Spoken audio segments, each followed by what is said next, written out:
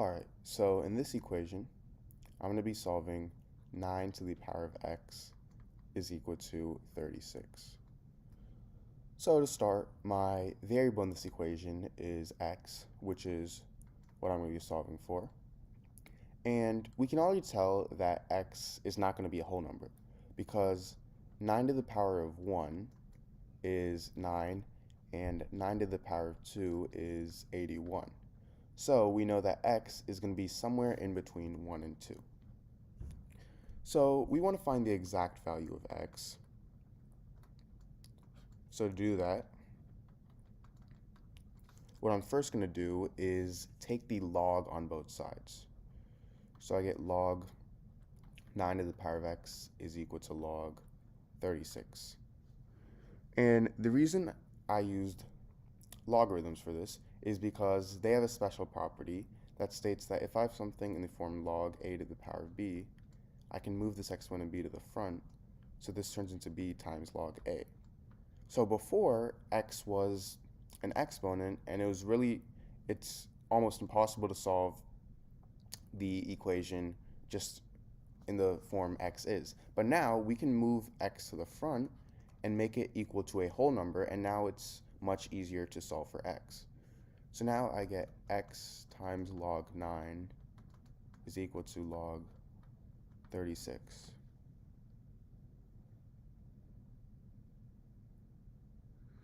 And now, obviously, we want to isolate x, so I'm going to divide both sides by log 9. So then these two cancel out, and I get x is equal to log 36 over log 9. Now, we aren't done yet because we want to find the exact value of x, so we don't want any logarithms in our solution.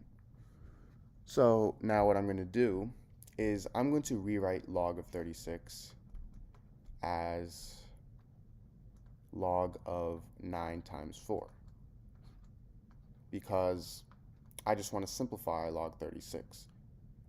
And now I can use the property that states that if I have something in the form log a times b, this is equal to log a plus log b.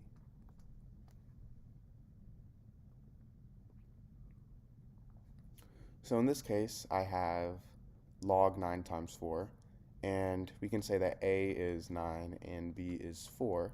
So this turns into log of a, which is 9, plus log of b, which is 4.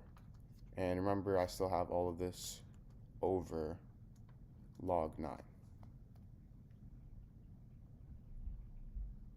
Now, if I have something in the form a plus b over c, this is equal to a over c plus b over c, and this is just using fraction properties.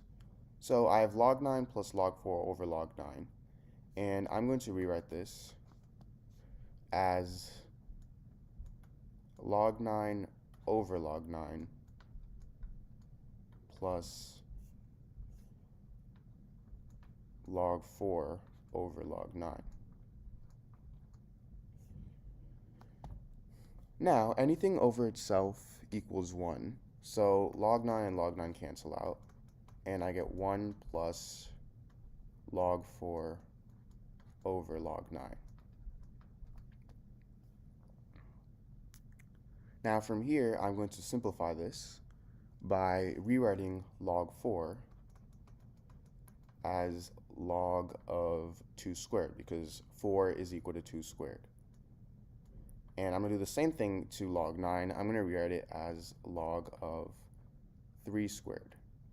So now remember that if I have something in the form log a to the power of b, this is equal to b times log a, because I can move b to the front. So I'm going to be reusing this property on these two terms. So log 2 squared, I'm going to move the 2 to the front. And same with log 3 squared, I'm going to move the 2 to the front. So I get x is equal to 1 plus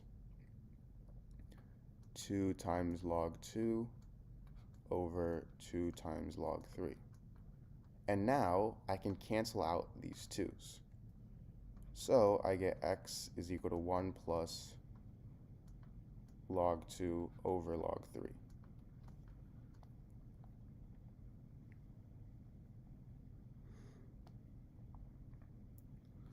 So now from here, log of 2 is equal to 0.3010, and log of 3 is equal to 0.4771, meaning x is equal to 1 plus 0.301 over 0.4771, which is equal to 0.6309. So 1 plus 0.6309 is 1.6309. So this is my solution.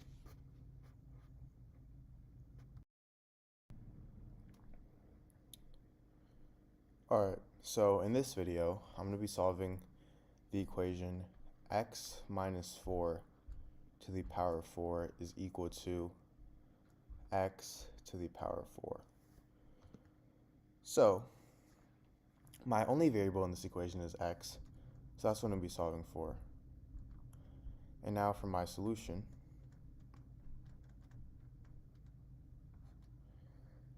what I'm first going to do is rewrite this equation as x minus 4 to the power of 2 times 2 is equal to x to the power of 2 times 2. And the reason I did this is because now I can use the property a to the power of m to the power of n is equal to a to the power of m times n. So using this property, I can rewrite x minus 4 to the power of 2 times 2 as x minus 4 to the power of 2 to the power of 2, and I can rewrite x to the power of 2 times 2 as x to the power of 2 to the power of 2. Now from here, this is going to turn into x minus 4 to the power of 2 to the power of 2 minus x to the power of 2 to the power of 2 is equal to 0, because I just subtracted x to the power of 2 to the power of 2 on both sides.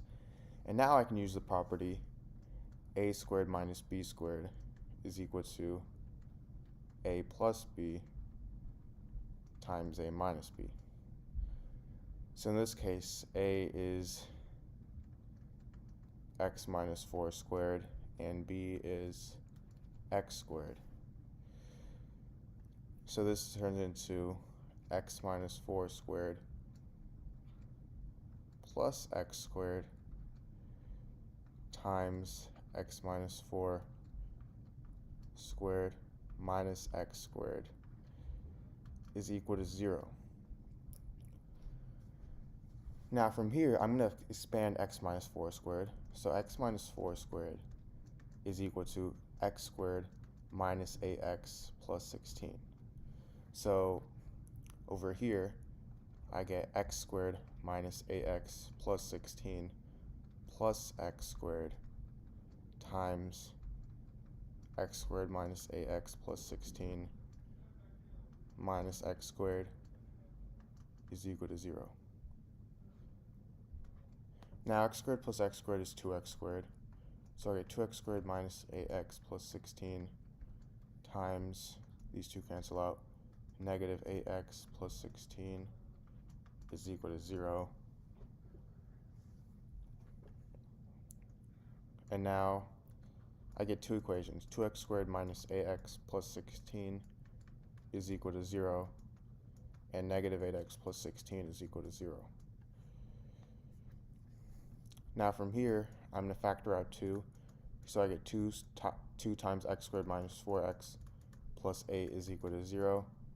And from here, for this equation, I have 8x is equal to 16. So if I divide both sides by 2, I get x equals 2. That's one solution. And now continuing this, if I divide both sides by 2, I get x squared minus 4x plus 8 is equal to 0. And if I use the quadratic formula, which is